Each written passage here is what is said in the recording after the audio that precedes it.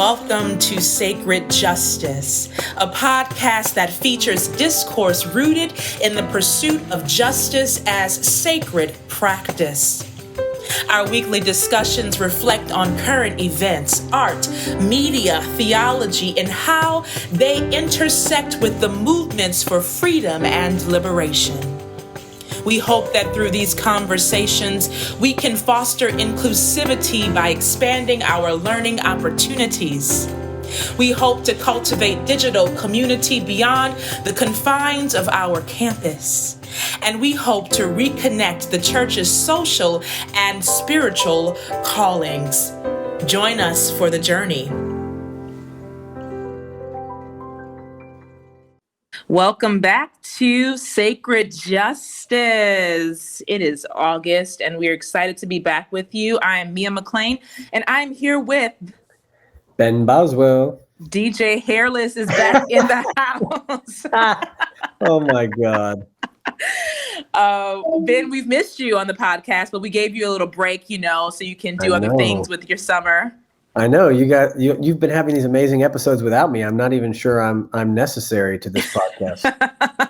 Not true. People enjoy our banter. Actually, I heard somebody, speaking of our banter, I heard somebody say, you and Mia have really developed a rapport together. I love hearing you all talk, and I especially love the fact that she gives it right back to you when you give it to her. And I said, oh, okay, so that's what it's about. It's really about, just hearing you come after me, Mia, when I have some issues, and you just set me straight. That's what they want to hear. So you're going to have to bring it. That's what the people want. You got to give them what they want. I guess we can do that. So we've been in this month of August, and traditionally over the past 2 years, now this is our third year, we try to uplift issues surrounding the LGBTQIA and beyond communities. And this year we've had two great, phenomenal guests to really kick off the month as we talked about issues particularly related to transgender and gender expansive communities. And we started off week one with Bethany Corrigan, they, them pronouns. And Bethany is the executive director of Transcend Charlotte. And Bethany was with us to help us understand some deeper issues around gender expansive communities and transgender identity, and to teach me and others about what binders are. So if you missed that episode, go back and listen and watch it. It's both on YouTube and Google and Apple Podcasts, because we want you to be informed about ways we can be supporting our transgender, non-binary, and gender expansive neighbors. Ben, did you listen to that episode? What did you think? I was able to spend some time with that. I really appreciated the way that Bethany went through explaining binders and just the work of Transcend Charlotte, and specifically how we need to continue to lean into an expansive questions around LGBTQ and gender expression, gender identity, because, as you've said many times, Mia, our statement from a few years ago, just because we did it back then doesn't mean we're still living it out today in the present tense. And I think we've got to continue to stay on the edge of this issue so that we continue to be inclusive. I think our commitment to inclusivity and social justice requires that we continue to have to inform ourselves and to learn from folks like Bethany and the good people at Transcend Charlotte. I'm really glad that they're one of our partners. We've done a lot of work with Time Out Youth over the years, and it's nice to be connected with Transcend Charlotte now. Yes, I'm excited, and we'll be kicking off a fundraiser opportunity for binders in September and October as we head into Pride season here in Charlotte. The Pride Parade is October 24th, and we want to help our friends out over at Transcend and helping them supply binders to people who are in need of that, and breast forms. These things are quite expensive, and they're not something you can easily donate. It has to be fitted to the person to make sure that it's done in the safest and healthiest way possible. So we'll be giving some more information about that shortly. And then last week we had James Admins on, and James, who also uses they, them pronouns, is a friend of mine from seminary. James is also the assistant minister at Fort Washington Collegiate Church in New York. And James was talking me through James's thesis, which covers the femme Babylon, which is the woman Babylon from Revelation, the book of Revelation, which most of y'all have told me you never read. But we're going to change that. But there's this woman called the woman Babylon, and James wrote James's thesis on the femme Babylon and really queering the identity of that particular character in that book of the Bible. It was fascinating work, and James references a lot of trans theology that really helps folks queer biblical text. James talked about how Joseph in the Amazing Technicolor Dreamcoat, actually, depending on the translation, if we were go back to the root words, Joseph was actually wearing a dress and a princess dress, and not this sort of cloak of many colors that we've associated with Joseph over the years. But if we were to read it as it's a dress, then what would that mean for Joseph? Well, no wonder his brothers got angry. Yeah. He was cross-dressing. Yeah. Joseph, cross-dresser. Well, but it came from the parents, so now we got a whole nother, conversation. Why did parents make this dress for them? Right, and when we think about, even if it wasn't scandalous back then for men in particular to wear dresses or things that look like dresses, we have to think about how we got to a place in our society today where that is even something scandalous. Yeah, right. Right. So that was a fascinating conversation. I hope you go back and listen, and also follow James on the website theologyqueen.com. James does drag chapels. Oh, all right. James's other personality is Marge Johnson. And when James is Marge Johnson during drag chapel, it is phenomenal. So you can see some of that work online as well. What is Marge Johnson's preaching style, Mia? I want to know. Conversational. Oh, okay. Yeah, Marge has made several appearances in the pulpit. Also, James has made appearances in the pulpit. So, conversational, but really, James and Marge call people to the carpet. Right. And really, we talked about how. Wait, what does that phrase "call people to the carpet" even mean? I don't know the origin. I just call them to the carpet to fight. I don't know. Oh, okay. Maybe. Yeah. James calls us to the carpet and comes after these, churches who are saying they're open and affirming and are really only open and affirming to gay and lesbian people who live their lives in a heteronormative way. And that's to say they live into, which actually we'll talk about a little bit with the documentary that we watched, but they live into, I'm getting married, I'm having children, just like a heterosexual couple would. And that is really the form of open and affirming that many churches are. Many churches have not figured out what it means to be open and affirming to bisexual people, or to non-binary people, or to transgender people, or even when we talk about polyamory, right? We're not there yet. And so James and Marge, generally, when I've heard them preach, call us to the carpet, call us to these difficult conversations. Are we being who we really say we are?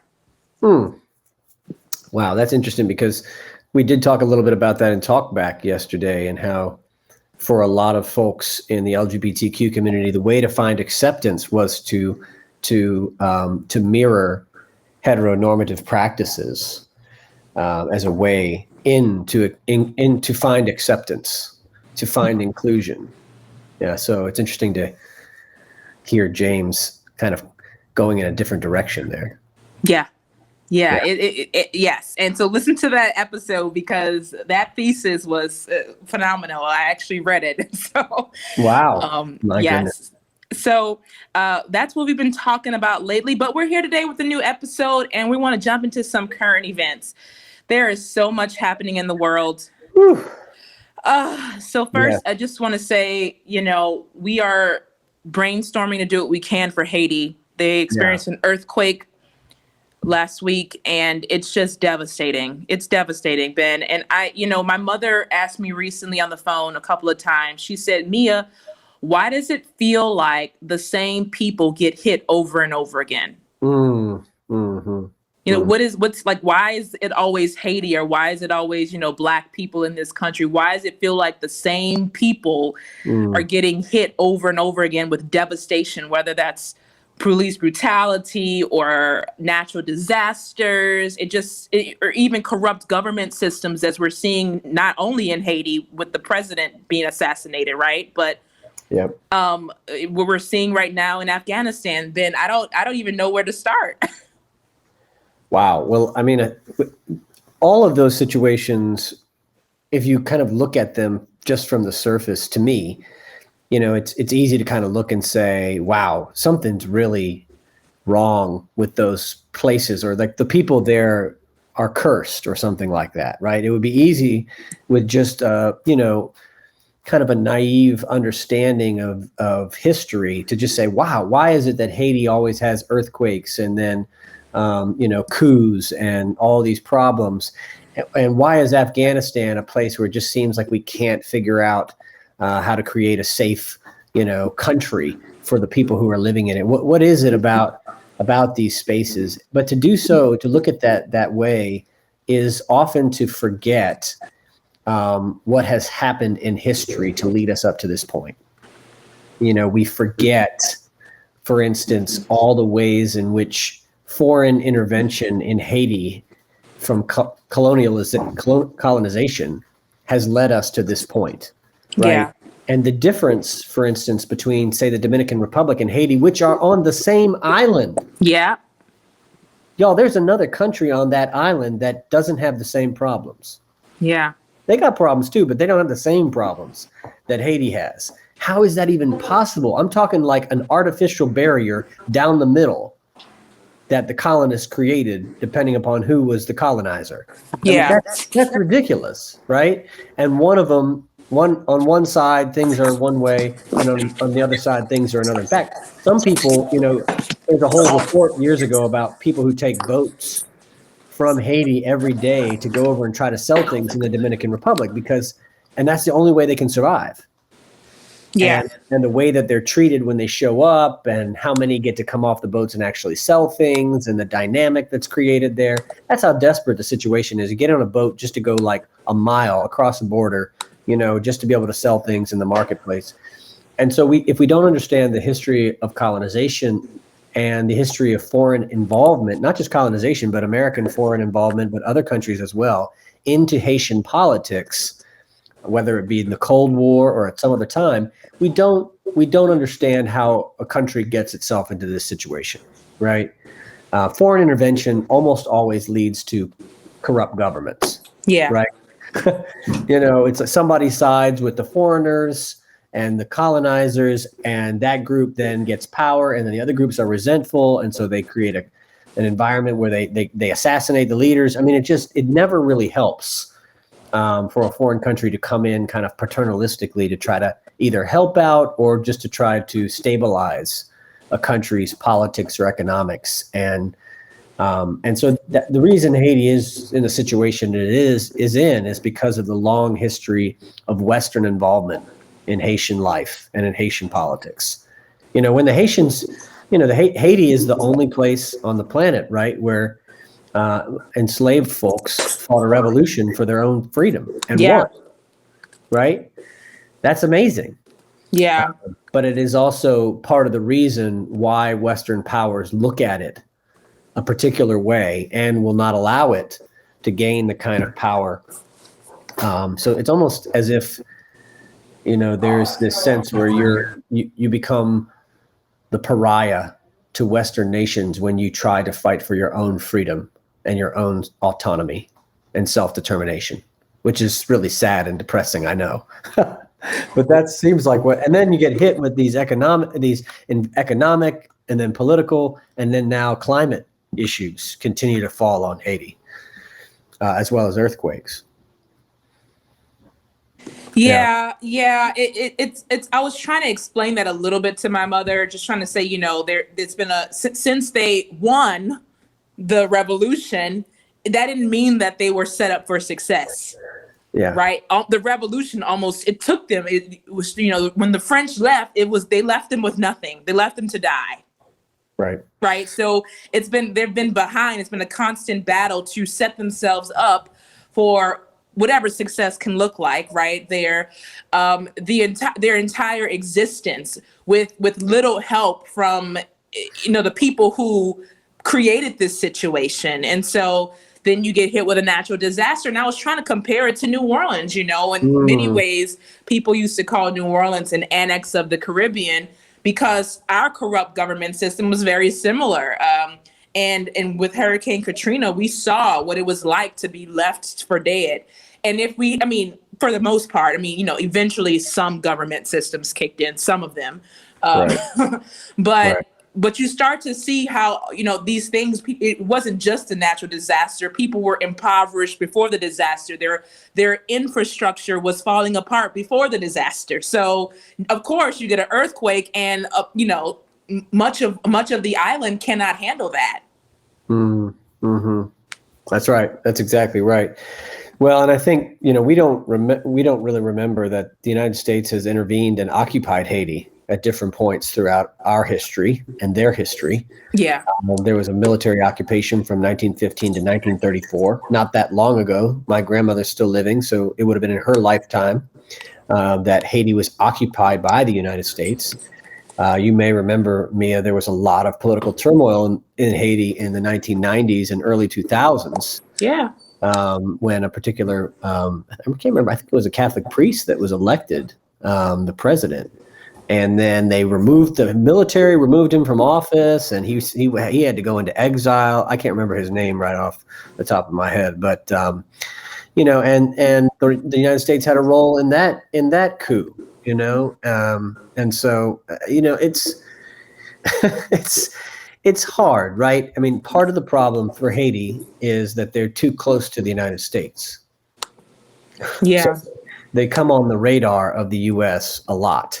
Yeah. For that reason, and in ways that are not always helpful to the people who live there. Yeah. And so, there's been a lot of misinvestment, disinvestment, support of coups in Haiti related to our whether we like the leader and the leader's politics that rose to power at a particular time. There's a long history of the United States and Haiti. And so we bear some responsibility in the continued devastation, economic, the infrastructure devastation. I saw an article today. There's only one surgeon, dealing with all the people who've been hurt, right, in these earthquakes. And it's so hard. It's just such a challenging situation. What do you do?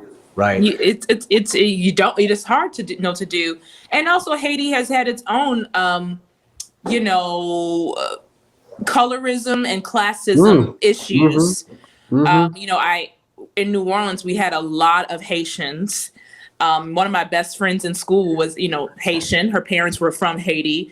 Her father was a doctor. Her mother was sort of from the right side of town, if that makes sense, in Haiti. Yes.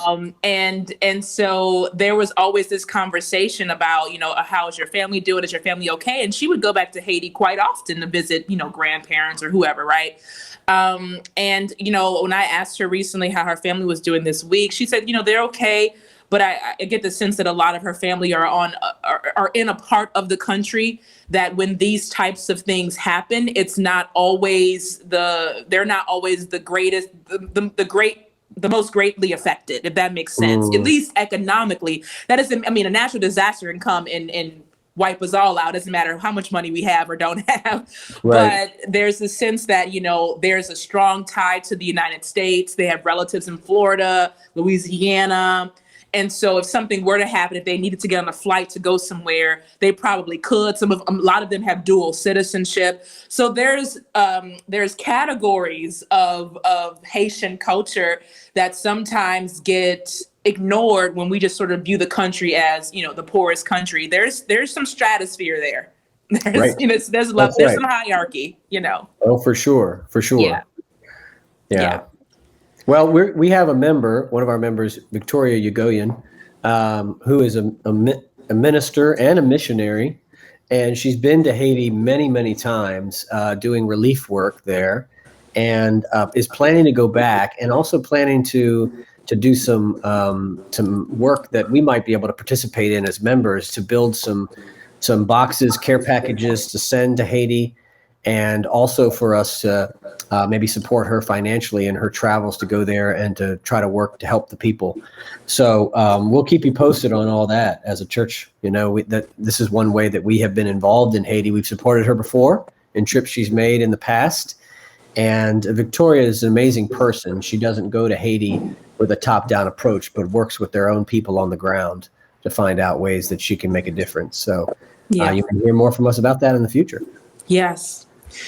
So, Ben, unfortunately, we have to get into this Afghanistan thing. And I say unfortunately because it is really devastating. I mean, seeing these images of people falling from the sky is just heartbreaking, right? People who are trying to get on planes and who are there's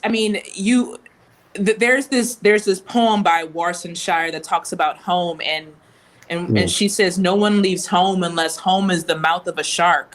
And that you really have to be desperate to run to the airport thinking that you're going to be able to get out of this situation. This is devastating. And I was talking earlier about how, we've been at war with in Haiti, or we've been in in Afghanistan for like the majority of my life. 2001 was when we officially sort of, I guess, went in this go round, right? That's 20 years and I'm 32. And I remember the beginnings and I remember the people that died, but it's been going on for so long. I feel like I haven't kept up with the year by year updates. Yeah. It's just sort of like now all of a sudden I'm trying to play catch up on everything that has or hasn't happened. And I know you know some more history than me. And so I was wondering if you could just spend some time running us back to how we got in and now trying to get out of this situation and the devastation that's occurring.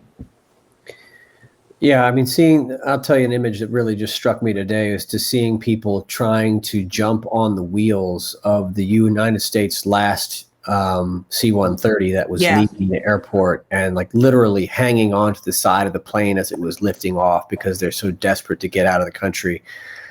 That is heartbreaking. And I mean, oh my goodness. You think about the people there and what they've been through, 20 years of, nonstop war. And then, really it's longer than that though. You said it's been your lifetime, but actually it's been my whole lifetime that the United States has been involved in Afghanistan. People who will remember a few years back, there was a movie with I think Tom Hanks starred in it, maybe Julia Roberts, called Charlie Wilson's War. That's about U.S. involvement in Afghanistan back in the war, in their own civil war that took place. Where there was basically, it's like a Soviet-Afghan war, really, because Soviet forces were involved. It was like a Cold War. It was the Cold War hit Afghanistan and became hot there, and we backed rebels on the ground who were fighting against the Soviet Union, and trained people who were involved and related to the I'm going to get it wrong, the Mujahideen. Anyway, including, by the way, Osama bin Laden, who was trained by the CIA during that civil war. So, I mean, when you think about what's going on today right now, and you see these images of the United States leaving and the people there just desperate, and the Taliban having taken over the entire country in just a week or so, it can't help but go back for me to the memory of our messing around in that country, and how we support one side, then we support another, and how our involvement looks so self-interested over the course of their history and ours, to the point where no wonder we're not trusted, and no wonder it was easy for the Taliban to take over. I mean, there's some reports now, Mia, that they didn't pay the soldiers. They weren't paying the Afghan soldiers, that there was corruption in the government. And when you don't pay soldiers and the Taliban comes to fight them, some of those places, the Taliban took over without firing a single shot. Yeah. right? Because the soldiers just abandoned. But also, it's almost like they're more closely related to each other, the Afghani government and their forces and the Taliban, than they are to the United States. So there's tribal politics there and family politics, and we really just didn't understand. We've made a mess in Afghanistan multiple times now, and I think we really have to do some soul searching now about America's involvement in our foreign policy in general. Yeah. I mean, this is a time now to look back and say, okay, we thought Vietnam was bad, that Vietnam was a quagmire. Think about how we left Vietnam after losing in a war that we shouldn't have been in the first place, again, related to the Cold War. And the country was decimated afterwards. We left that country in shambles, people, lives destroyed. And all because, of this sort of fear of communism and all the drama around it in the first place. And here we are now. Afghanistan's longer than Vietnam, right? It's been longer than Vietnam, and we're leaving now with our tail between our legs, not having achieved anything. And think of the billions of dollars that was spent. Oh, don't get me started. Billions, don't get me started. Billions of dollars was spent. This is when I get really ignorant, because I'm that person who I don't 100% agree with what I'm about to say, because I know it's more complex than this, but I sort of just feel like, why can't we mind our own business? Do you know how much that money could have gone to housing in America? Why can't we mind our own damn business? Right. That's how I know it's more complex than that for all of you people who are really into foreign policy. But when you look at the money spent and the lives lost, and then the fact that we really didn't do anything there, I just get really angry. Well, I'm 100% with you. And one of the things that you're reminding me of is when 9/11 happened, which is when we date ourselves of having gone into Afghanistan, but really we've been there a long, long time before that. Yeah. 20 years before that, basically. Anyway, but we date the war in Afghanistan back to 2001. And you probably don't remember this, Mia, but at the time, there were a lot of people saying things like, why do people hate us? Why were we bombed? Yeah. Why does the world hate us? And the answer that was always given by the government at that time was, they hate our freedoms. They hate our freedoms. They hate that we're free, right? Okay. And so it positioned this sort of like the America versus the East, or the West versus the East kind of debate. And like the West cares about freedom, and the East is sort of like backwards and provincial and tribal. And it was very similar to arguments around colonization that were done, that there's some sense in like there are like that the backwards people are the savages, and we're the very enlightened, ones with guns and an economy and buildings and roads and stuff, right? And that way of thinking was just not accurate at all. The idea that they hate us for our freedoms is ridiculous. Yeah. It's absolutely crazy. It doesn't deal with history. So one of the things I did, you're gonna think this is funny, I was in the Army and I was studying religion at the same time. I was the only student on my college campus who was both a soldier and studying religion.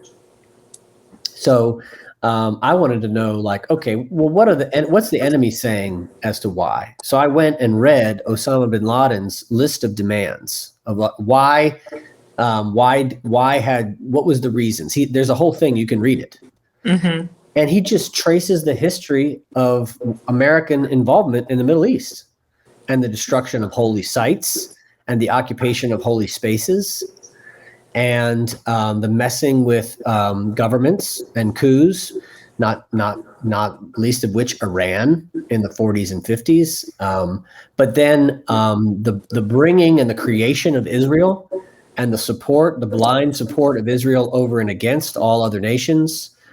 The kinds of things that we were doing with the Saudis. I mean, just unbelievable stuff, right? And and then, of course, the other war that predates 9/11, right, where we were in Iraq and Kuwait.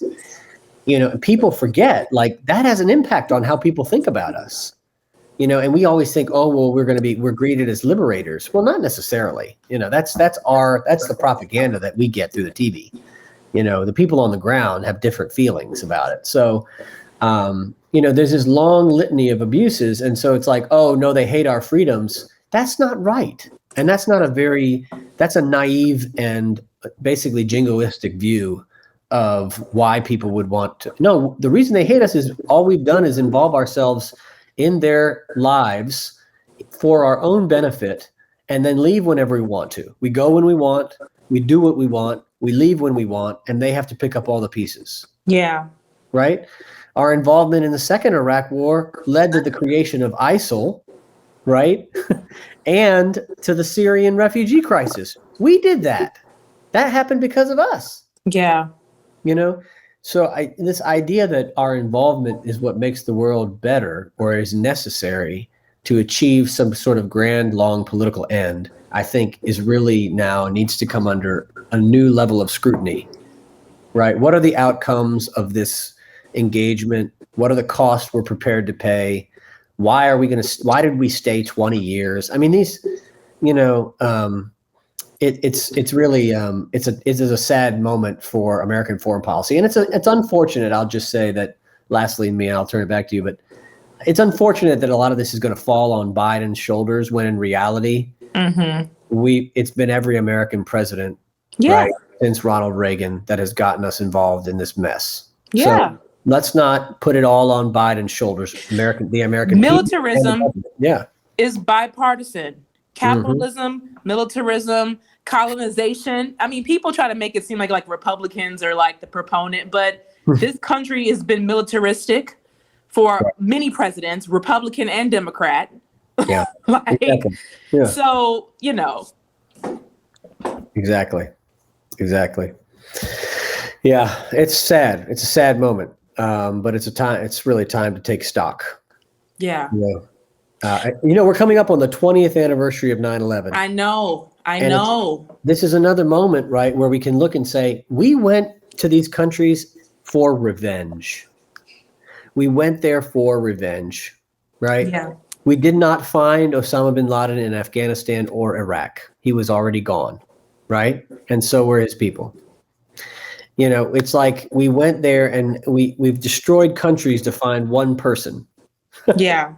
To punish them for what they did to us, instead of trying to understand why the sort of geopolitical situation is what it is, and our role in it, and who we are, and how we're seen in that, and God. I mean, anyway, as we come to this 20th anniversary, I'm thinking a lot about what we do when we're hurt and injured and grieving. And how out of our anger, we lash out. And, I remember being involved in protests against the Iraq war. There were very few people protesting against the Afghan war in 2001. Yeah. They were protesting against the Iraq war. Why were we going to Iraq? Osama bin Laden wasn't from Iraq. Well, actually from Saudi Arabia at the time. So were all the people on the planes. We didn't go to Saudi Arabia. We went to Afghanistan. I mean, so it's just... it's so disingenuous and clearly an act of punitive action. It was punitive, and now here we are, 20 years later, and the joke's on us. The joke's really on us. It's devastating, and it's also there's something in here about whiteness and about this. And we talked a little bit about this, I think maybe yesterday or. Just talking about charity and toxic charity, there's something in here about this, desire to feel like we are going to help somebody with a white savior complex, right? Or at least using that as the excuse. Like, look at us, we're going to go in here and stabilize this little brown country over here. And not necessarily working with people or trying to understand culture, trying to understand some of the tribalism.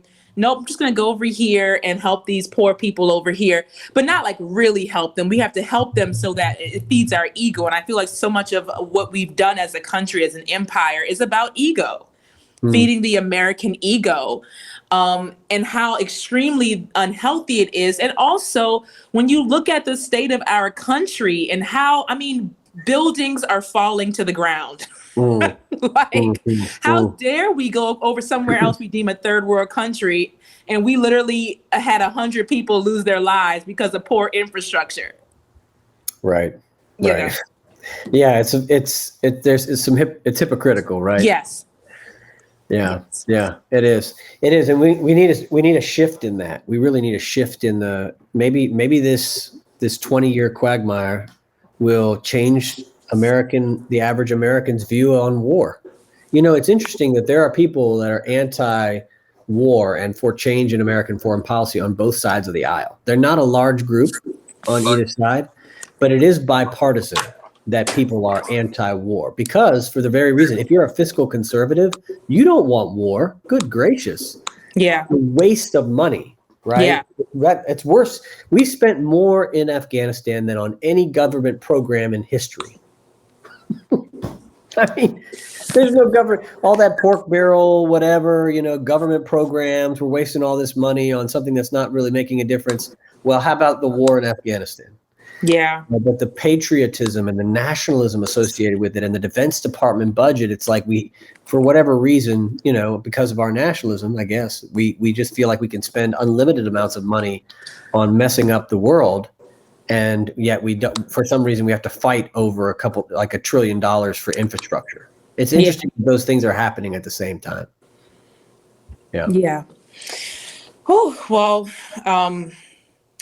there's not a whole lot we can do in some of these places but pray. And so I don't want to make prayer seem like it's nothing. It is something. I mean, there are things that we can't do. We have no control over. That's right. But we'll try to do what we can, even if it's just education. I think education is a need, Ben. There are just things that they don't teach us this in school. No. Nobody's talking about our terrible history of war in history class in high school. I mean, we may mention some of the things that have passed: Vietnam, World War I, World War II, but they just sort of acted like what we were currently in back when I was in high school wasn't happening. Right. So now here we are, and I'm having to self-educate in many places. But if that's all we can do, I think that's something. That's important. No, that's really key. Yeah. So on this week's episode, we wanted to just talk a little bit more about some of the media out here surrounding LGBTQIA plus identity, and positive media as mostly, but I know a lot of you have been watching this documentary on Netflix called Pray Away, which I struggled through because it just is so, just to see and hear some of what you hear in that. It is just so, I don't even know what the word is, Ben. It's to hear people, what makes me the angriest is to hear people talk about Jesus that way. Yeah. Makes me so angry. Yeah. So for those of you who haven't watched, and maybe you shouldn't watch, I mean, I'm not recommending it. I'm not recommending it particularly to those who identify as LGBTQIA and beyond.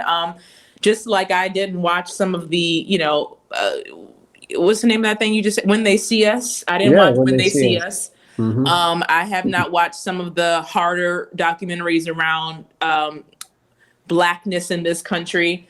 So I'm not going to say I recommend it, especially if you are somebody who is a survivor of things like conversion therapy, which is a movement that was and still is in existence. The belief is around that one can pray away one's sexual orientation or become an ex-gay through faith and willpower. And of course, me and Ben, but the church, but I can't speak for everybody, do not affirm or believe any of this trash. But it's a huge part of people's stories. And so, I'm not recommending it. But Ben, I want to know some of your thoughts on Pray Away and what it brought up for you. I mean, for me, it's mostly anger and sadness. But for you, what did that bring up? Well, it reminded me of the time, as I mentioned, a few folks who text me about it, counseling people who had been through it in my ministry. I've been doing this now, trying to help the church be inclusive in different settings for a long time. Not a super long time, but a long time. And I've had people who've been through those, and just hearing their stories of what they went through. So it was a little triggering for me in that way, because I have connection to people who've been through that, and how I know from pastoral counseling work that I've done with them how painful it was and how devastating, and almost caused lifelong damage in multiple ways, emotionally, but also spiritually. That people just, it takes a lifetime of therapy and work to recover from.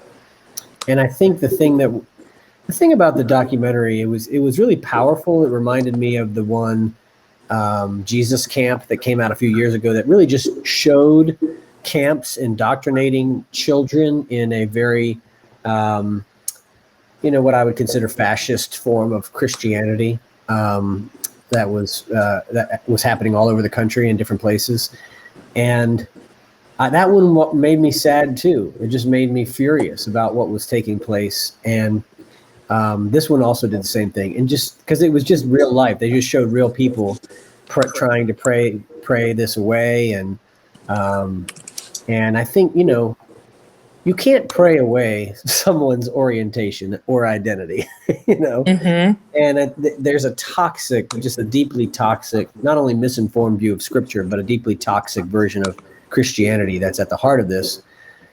And so one of the things that made me think of, Mia, was, God, the battle that we're in every day of trying to create an alternative religious organization, right?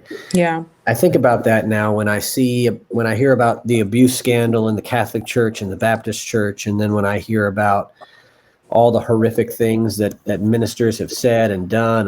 There's podcasts right now about Mark Driscoll and Jerry Falwell Jr.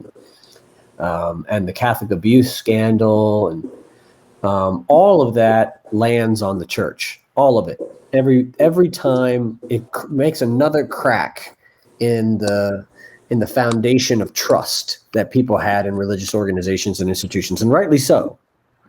But those of us who are trying to create an institution with integrity and inclusivity makes the job even that much harder for us. Right. Every day, people that are in this Exodus community and others, or people who are in that kind of fascist Christianity community, are getting up every day and trying to indoctrinate people, and they're harming people. They're hurting people, and so every day, right, like you said in your sermon, we got to get up every day and hump, trying to cast a vision and create an alternative religious community that is a community of inclusivity and love and compassion and grace. And it's so hard. Like, here's the thing that I think a lot of people don't realize when they think about like Christianity and like what it means to be a minister or a follower of Jesus today, is we get up every day and the enemy number one is ourselves.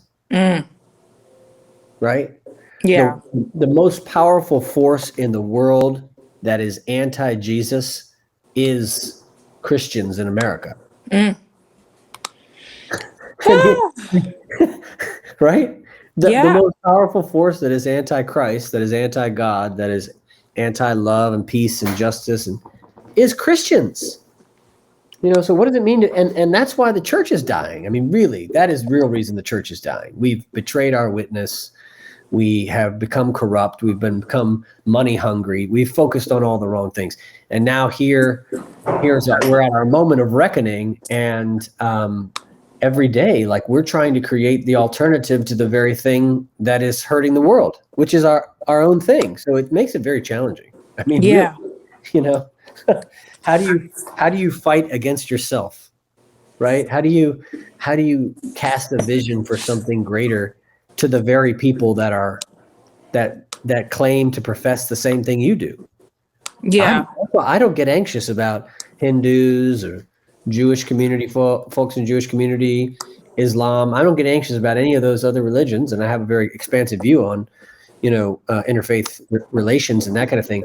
I'm worried about Christians. I get up every day worried about what Christians are doing. Yeah, what are they doing? What are they going to say? How are they going to try to thwart progress over Right. some nonsense? I mean, Yeah. like the number one work of justice in the world is to hold the church accountable. Yeah. Like, how did we get there? That is just so. I don't think. I mean, we're wringing our hands around the church decline instead of focusing on the things that created the decline, which was our complete and total abdication of any form of responsibility and our movement over to the dark side. Like, why? The church is what we should be against. Yeah. It's crazy. It's like the church against the church. This. And we spend a lot of time being against, and what could ministry look like if we didn't have to keep proving ourselves as people trying to be the followers of Christ, trying to be the followers of the teachings of Jesus. And I'm not saying that that's always we waste time. I'm not calling it a waste of time, but there are certainly pastors that I've talked to who were like, I'm not doing that no more. People just going to have to know who we are. And we're not fighting with other pastors. We're not, and I mean, part of the churches that I spent so much time with in New York, part of the reason why we weren't a part of the Baptist associations and we weren't really involved with other churches is because, the pastor was kind of like, do we want to waste our time, proving to other Baptists and Christians that this is what the real teachings of Jesus say, or do we just want to do it? Yeah, I mean, a friend of mine told me, this is an ordained minister friend, that she's in a spirituality group, and they'd been meeting together and praying together and working through spiritual practices. And then after the election, first week after the election, somebody goes, well, that election was stolen. And then the next week, somebody's bringing up a bunch of QAnon conspiracies, and she's just like, okay, these people that I've prayed with, that I've walked down this road with, I'm out. I can't be with them. Yeah. I can't stick in this community with them. And I'm just thinking about how the world's division and the world's and the sickness, right? The what you sent me a YouTube about, the moral psychosis. Yeah. Right. The mass psychosis of American society has now affected the church. Right. So this is one of the things, I mean, just to lean in a little bit to some of the stuff we hear about, preaching maybe too much on justice, not being balanced, feeling too negative, people feeling guilty or whatever about it, or feeling like we're preaching to the choir all the time on justice. Mia, one of the things that I keep thinking about is I don't think it's mostly the folks who've been around a long time who feel that way. Yeah. Because they've heard it before and they're like, why can't we hear about something else? I need to hear a different word. They don't realize we're still trying to climb out of the hole that we're in with the new people showing up every Sunday. Yeah. We're trying to proclaim the word to the people who are coming to us having heard nothing but this toxic Christianity stuff. We got folks visiting our church right now, people who were on staff at Elevation, not going to Elevation. They're on staff there. Now they're attending our church, and they're not coming to our church for the same message that they heard there. Yeah. Right. So, I mean, I think we're in it's part of what we're dealing with is we're trying to create a vision for church and preach a vision of Jesus in the midst of a particular context that is offering an alternative vision of Jesus constantly. Yeah. Constantly. This is this other vision of Jesus, this other vision of church and faith, and we feel like we have to overcome that. Yeah. Right? And we have to keep talking about it too. And I was talking to a friend today. He just moved to Atlanta. He's just started dating. He's a Black gay guy.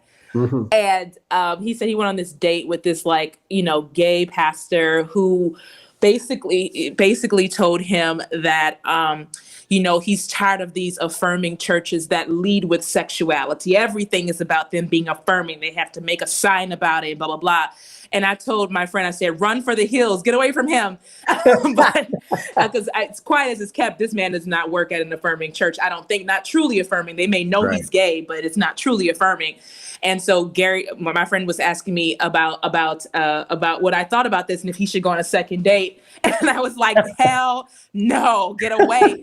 But part of what I told him, I was like, the reason why it may seem like we're leading with sexuality. We're not leading with sexuality, but we have to be clear. And they're gonna get tired of me hearing this from me. Clear is kind. We have to be clear over and over again. We can't slack up because we think everybody got it. We got to keep saying it and keep saying, this is who we are. This is who we are. We are affirming. We want you to be here with your family and your children and your partner, and we support you and we walk with you, right? We have to keep saying that because people are coming to us who have been kicked out, who have been sent to conversion therapy camps, who have just a host of things they bring with them to the space.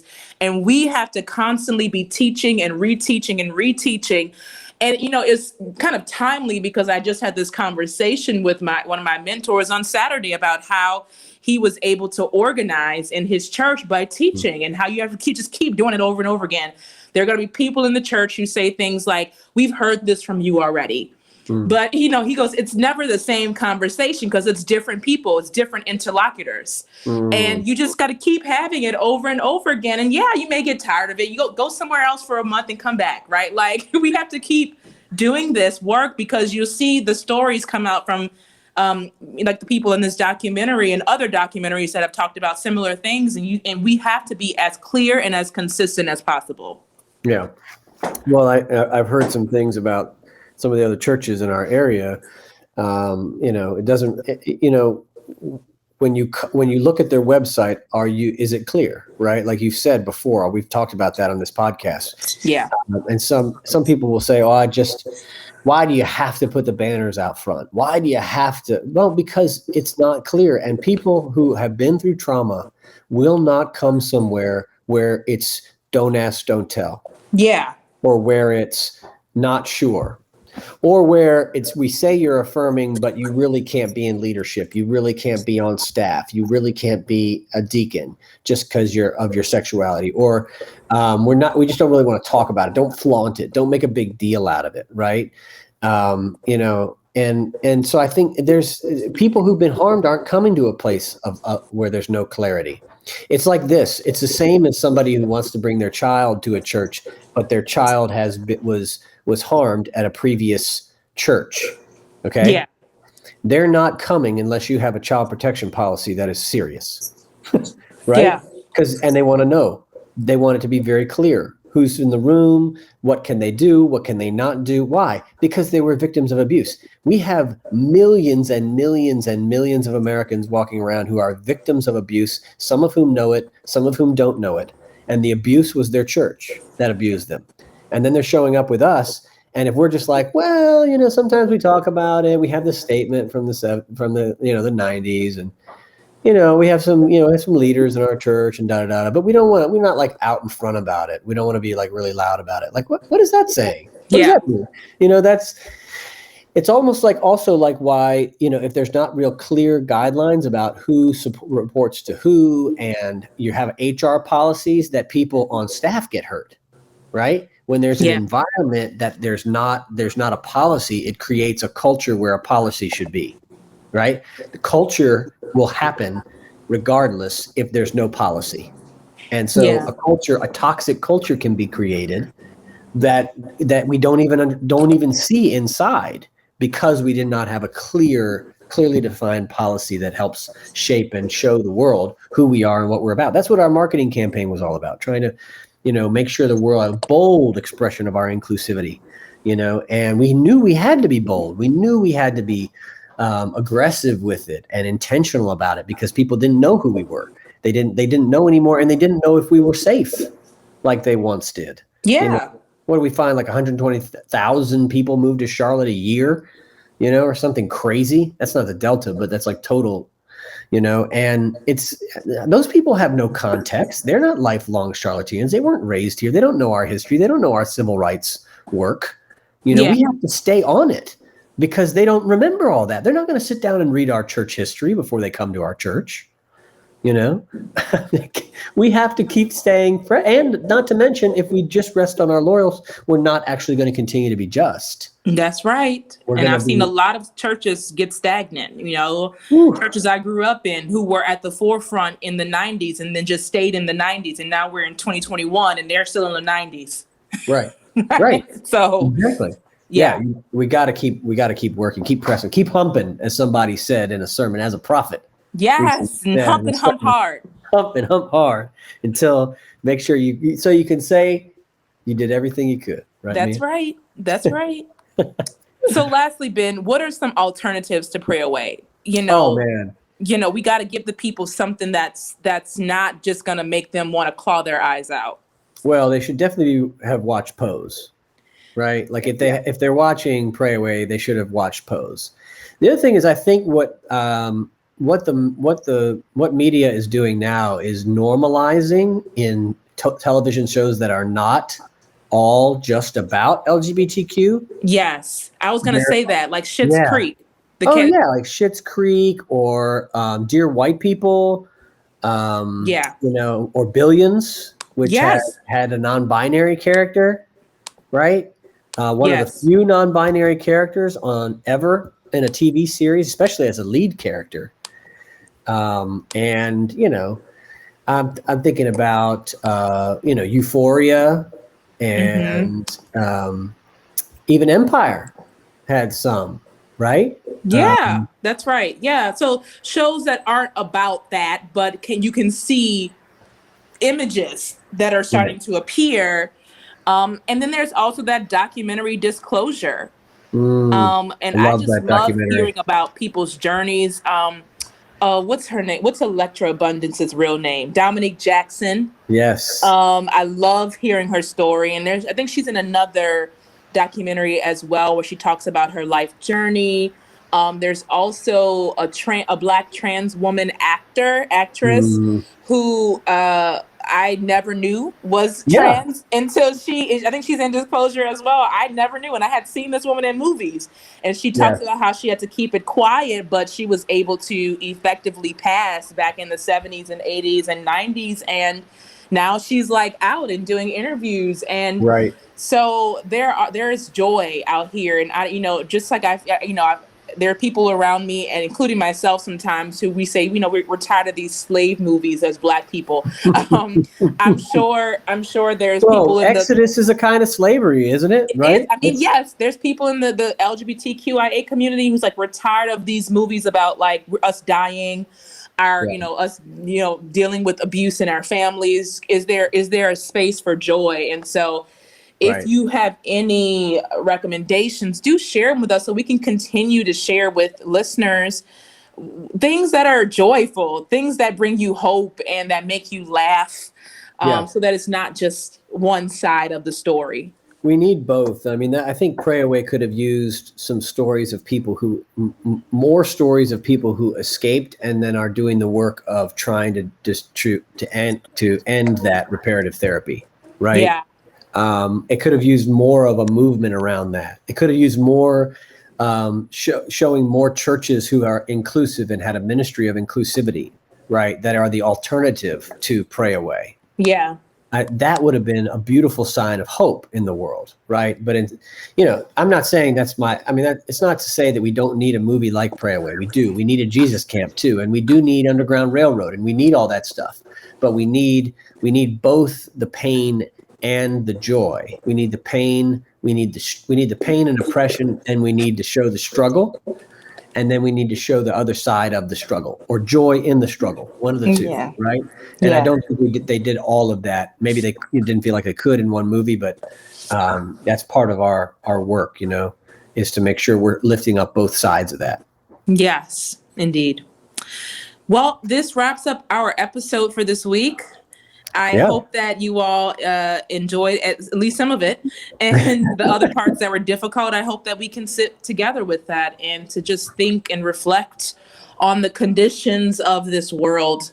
We look forward to hearing from you next week. I believe we will have another guest on. And maybe we might hear from the Reverend Tara Gibbs next week. So Yes. I look forward to that conversation. And as always, take care. See you next time. See y'all later. Friends, that was our episode this week. As always, please email your questions and your suggestions to Reverend Mia McLean at mmcclain@myersparkbaptist.org. Until next time, take care. This is Sacred Justice.